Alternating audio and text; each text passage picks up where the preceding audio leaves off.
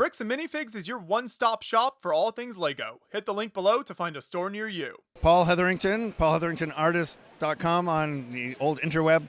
And I'm here with my new It's a Small World Disney creation based on kind of multiple versions of the ride. I love the sort of, I'm one of the people that loves It's a Small World. It's kind of nostalgic, and I love the 60s Mary Blair geometric patterns.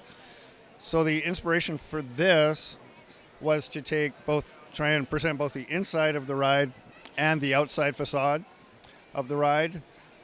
And the starting point was these little micro dolls, which come in these little Disney kind of princess packs inside a book.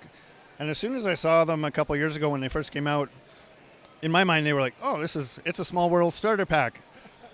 So that was kind of the start, and I had the idea in my head for a while, and finally for BrickCon I had some spare time, so I put it together, and that's what you're looking at right now. This is fantastic. If you can maybe just start on the right side, kind of take us through each region that you've represented here and some of the build elements in each spot. Oh, for sure. So, the flow is, I tried to keep it somewhat geographically correct. You know, we've got sort of Polynesia a little bit, Japan and China. China's represented by the panda there, right by the boats.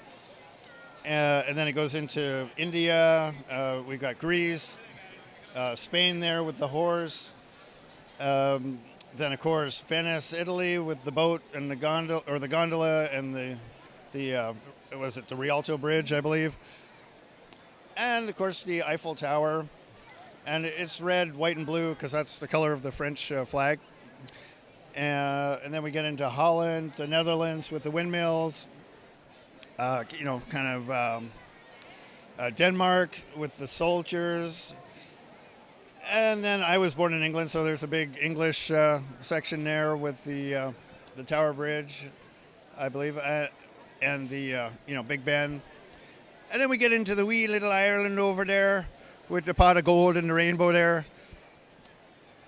So, I was kind of limited by which microdolls were available. There were certain countries I would have liked to have done, but there was nothing really suitable. You're dealing with a lot of princess torsos and a very limited male population in that scale. We made it work, and it's sort of, so there was thought put into like the color, the way I presented the colors, and also trying to keep it geographically, make sense. The colors are definitely what catch your eye when you first walk up to the build. Talk a little bit more about kind of the facades, because you've got some pretty thin sections here, so structurally, kind of how is all this staying up? So I only had like less than 3 weeks to build this. So the facades were, of course, the last part. And so when I get home, I'm going to beef them up a little bit. But right now, they're basically just those, 2 by 2 by 5 tall snot bricks with, just any brick with a stud on the side. I've used a few of those to prop them up. And, there's really no weight much on them. So just a few bricks holds them up. The main part was really just getting the colors and the patterns right. They're based on the style of Mary Blair and some of the Small World parks throughout, the different Disneylands. But this isn't really based on any particular one. I didn't look at the facades directly and recreate them. I just kind of went with the feeling and the overall style. Really the only two pieces that I really closely tried to replicate was the two gates, the temple here on the end, and also the London, I believe it's the Tower Bridge. Yeah, which are, I think both of those were in Disneyland Paris. I think you did a fantastic job. Now, of course, the other major element here is all of the movement. So how did you incorporate those different moving elements, specifically, of course, the big kind of train track, large water section? Yeah, that was kind of in my original vision. The train track, in my mind, is just the easiest way to make, boats or vehicles move, when you sort of build a water section on top. So essentially, the two orange boats have the motors. So there's two 9-volt motors, and this is on the old style motorized 9-volt track. And then all the sections in between are the cars. I believe there is, there's 16 cars. So it was just a matter of like mathematically figuring out how long each car should be, and then the geometry worked out. They're just connected with regular train magnets. They're literally just train cars. The biggest challenge is running that much weight at a slow speed with the Lego train controllers and the train motors. You see a little bit of hesitation here and there, but overall it's held up fairly well, which has been nice. And then of course the automation on the mini or the micro dolls. That's just literally spinning gears, and then there's a little tiny cam shaft making some of the figures rock back and forth. And the windmill was just a nice addition. That's the motion people can see from a distance. And really, there's a couple subtle movements, like the ones that are rocking back and forth. People have to kind of come up and see that, look more closely, and that's a little Easter egg for them to find. They're like, hold on, that's moving. Yeah. So it's been good. And if we take just a little step behind the scenes here, you can get a little bit better idea of what you were just talking about. So you can see kind of the train track a little easier back here. And then what are some of the other kind of behind the scenes elements that are visible from this view? You can see the 4 power functions motors, and you can really see the train track. So that was great. A picture is worth 1,000 words instead of having me describe it.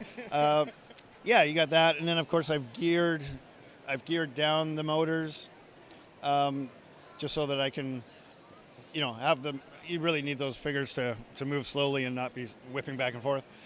There's a bit of engineering in there with that, and you can also see the train controllers are pretty much on low. So the combination of that and gearing down the motors made it slow enough to kind of work at the scale speed that I needed. Are you able to up the speed at all here? Is there any variation in the speed that you can show off? Oh, absolutely. We can turn It's a Small World into the Vomit Comet very easily. There we go. Everybody hold on. Fasten your seatbelts.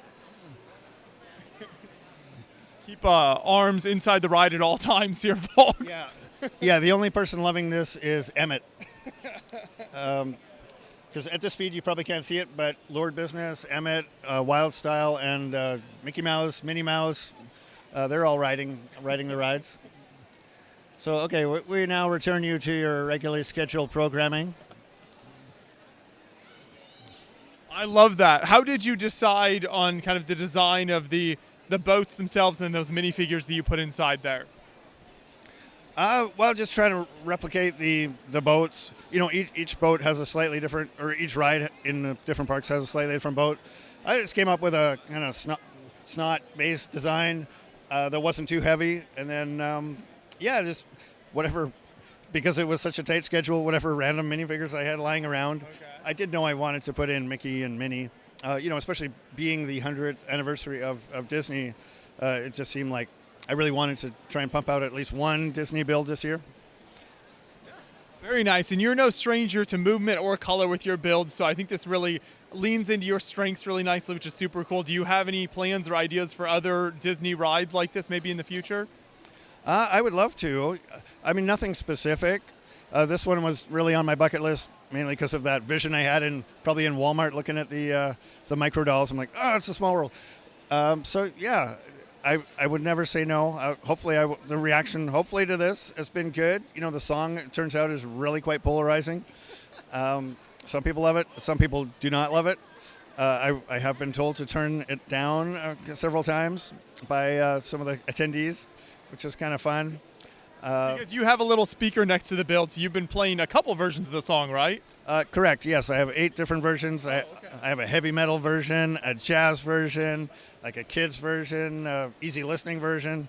I could have gone even heavier, but, the instrumental versions just weren't quite cutting it. So, I figured 8 is enough. I did my best to ease the sounds on my fellow compatriots around here.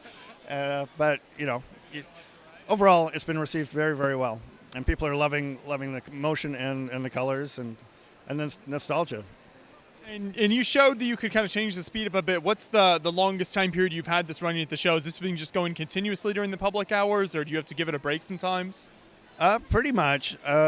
Yesterday, yeah, the train motors kind of died off. I think when you run the train motors for more than 5 hours, they tend to just slow down a bit. So that's the only issue I've really had. Apart from that, it's been running quite reliably. Yeah. Fantastic. Any plans to take this to any other LEGO shows in the future where people might be able to see this in person if they missed it here at BrickCon?